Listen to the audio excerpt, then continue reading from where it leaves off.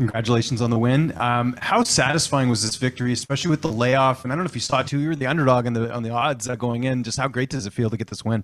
I didn't know I was the underdog, the underdog, but it feels good. It feels amazing. I have been ready to come back for a really long time, so I knew she was going to be tough. But I want this, and I want to move up in the rankings. I know you expected to get the win. Did you expect to get it ending the way it did with the finish and everything? No, because I had watched film on her before, and I know she knows how to defend that guillotine. So I was like, should I go for it? Should I not? And I heard my cornerman, go, go, go, squeeze. I'm like, oh, I'm going to go for it. So I'm really happy with my performance tonight. And talked about the layoff coming in. I believe back-to-back wins for the first time, I think, since 2018. That's got to feel good just getting some momentum now because you had two really tough fights prior to that. And I'm sure now you feel like you're really coming into your own. Yes. Earlier I had mentioned like I've evolved as a fighter and as a woman, and I'm excited to show you guys all of my skills. It's a big win. When are you looking to get back in there? I know it's fresh, but I'm sure you want to keep this going, especially getting such an impressive victory. The sooner the better. I want to stay active. And it looked like you really like fighting here, close to home. You hope in Bellator it makes this an annual thing or a regular thing. Yeah, or if they can come back to Boise, that would be nice too. That would be good. Any opponents of mine? Again, you've got a bit of momentum here. It was a big finish. I think that put the division on notice. Is there any names or any fun matchups you're looking at in the division? Nope, I'm just excited for my future, whatever Bellator wants next. How are you going to celebrate tonight? I don't know yet. Probably go hang out with my family. Might have a drink. Maybe, we'll see. I'm not a big drinker, but maybe my coach is, Joe. And my coach Jesse has a birthday, so we might go celebrate that too. Just quickly looking back on the fight, was there anything about her that surprised you in this fight? I know you do a lot of tape study and sort of game planning and stuff, but once you get in there, it's a little bit different. Looking back now, was there anything that maybe you weren't expecting? Yeah, I thought maybe she'd want to wrestle a little bit more or a little bit sooner, and so I was a little bit surprised that she wanted to stand with me at first, but I'm known for my striking, so it was fun for me to stand with her. And then I was getting ready for like that takedown, so I really worked on those sprawls to make sure she wouldn't take me down.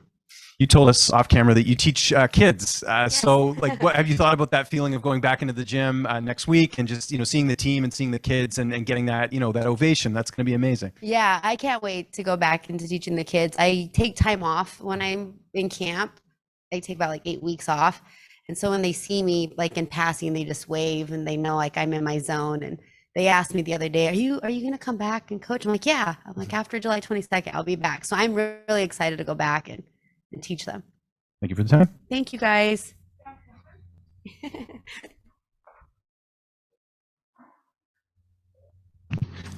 Kobe. Hi, Veta. Fantastic fight. Great finish. Super technical. You sort of started to pick it up after maybe the first 3 minutes in the first round there. Was there something you noticed that allowed you to start taking it to her as opposed to just going back and forth?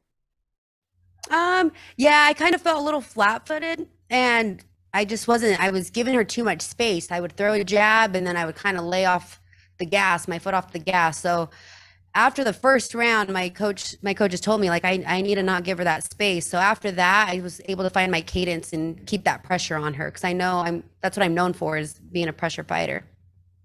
And when you sunk in the guillotine, did you know early that you had it in deep? Yeah, I did. As soon as she fell back, I felt like the crease of my elbow underneath her throat, and I was like, oh, I got this. And I don't know if she tapped or if she went to sleep. I don't know. Just the ref pushing me, so I'm like, oh, I got it. No, fantastic fight. Looking forward to your next one. Thank you. Jay. Thanks very much, Invicta. Congrats on the win tonight. Obviously, you mentioned wanting another title shot in your post-fight interview, and you've got a couple of wins now. What do you think you're going to need to do to actually secure that shot? Is it just a matter of staying active at this point? Yes, yeah, just staying active, staying consistent, getting better. I'm not overlooking anybody in this division. I know every girl is tough at this level, so I just got to do me and improve on things and also get better at the things that I'm already good at.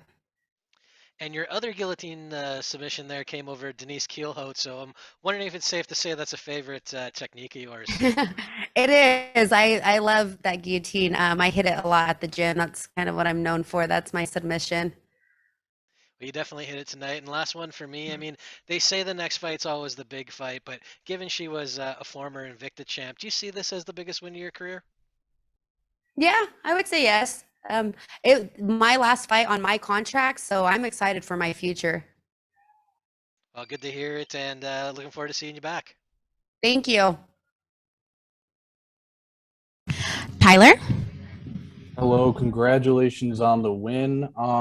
So during the second round, at least from my point of view, I could notice that she was kind of wilting a little bit under your pressure. Could you notice that in the cage? Yes, and then a big shout out to my coaches because they were reminding me. I could hear them very loud and clearly, pressure, Vita, pressure. And so them giving me those extra words of courage was making me want to stay on her. And I could feel like she didn't like that.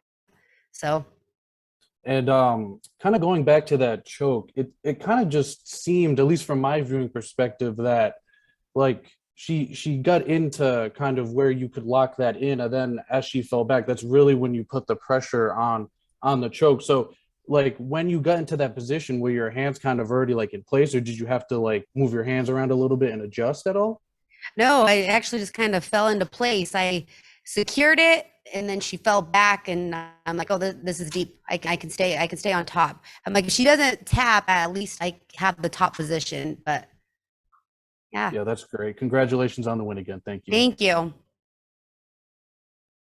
Todd?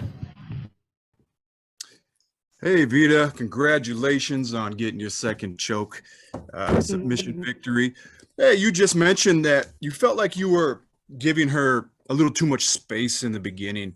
Do you feel like it was a little bit more worried about maybe like her record and what she was coming with, and that you were kind of respecting the record a little more and her history rather than what she was putting out there?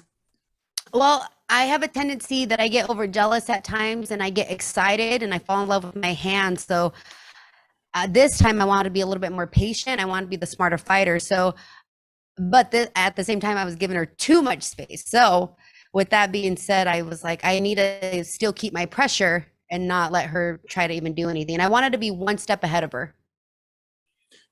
All right. Now, do you think, given her credentials coming into this fight, does this feel like the biggest feather in your cap at this point, especially getting the finish? Yes. Yes. I'm like I said earlier, I'm so happy with my performance, but I'm even more happy that I got the sub tonight.